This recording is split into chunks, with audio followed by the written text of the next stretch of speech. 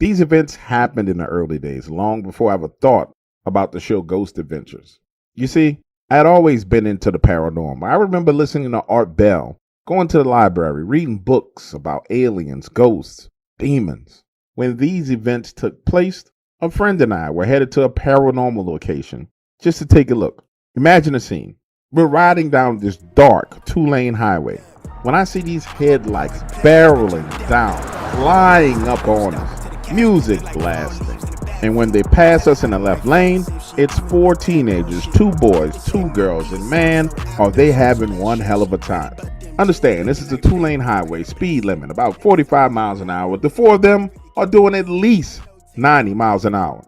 Top down, hair blowing in the wind. You know how teenagers are. They make bad decisions.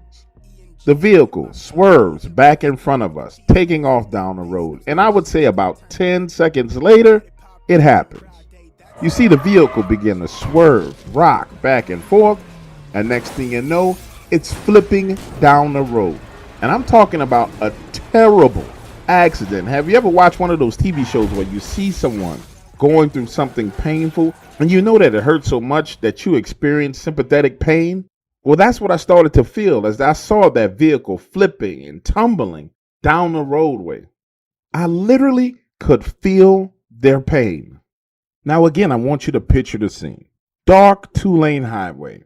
Now, their vehicle is flipped over in the middle of the road. We pull up to the right-hand side of the road, and as we're creeping, slowly moving forward, the road illuminated by the headlights, I see this young man laid out, blood everywhere, in the roadway. Miraculously, somehow, one of the girls had managed to climb out of the vehicle, and she was sitting down on the right-hand side of the road, blood gushing from her head, lacerations all over her face, fingers broken, ankle and foot twisted in a direction that it wasn't supposed to be. Now, my friend and I hop out of the vehicle, and we start to give CPR to the young man who was laying in the roadway, bleeding out. Another car arrives on the scene. A man hops out, saying, I'm a doctor, how can I help? He stands there for a moment, surveying the scene, and immediately darts over to the young lady with the twisted foot and broken fingers, lacerations all over her body, as we continue to try and keep this young man alive. And right here is when things start to get strange. Now I'm standing there, waving the traffic, trying to make sure that nobody else speeds into this accident. My friend is there on his knees, talking to him, saying, stay with me, kid. Stay with me. You're going to make it. Stay with me, kid. Listen to me. At this point in time, we had a very good idea of every person that was out on that scene. But then, suddenly, out of the darkness steps this figure, the shadow of a man.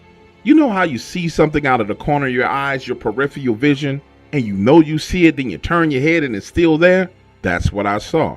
This shadow of a man standing right next to me and right behind my friend who was down on his knees talking to this young man. The shadow looks down, surveying the scene, looks back in my direction, and then takes 2 steps back into the darkness.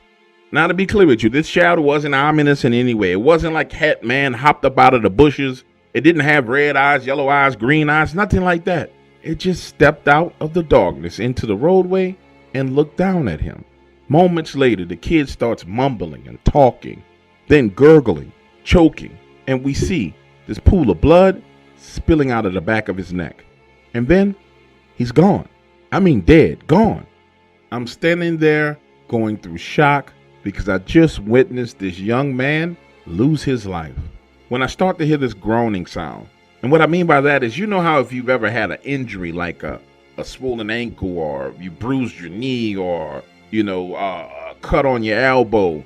You know how when you're forced to move that body part, you experience pain, and naturally your body makes this groaning noise. Well, that's what I begin to hear, this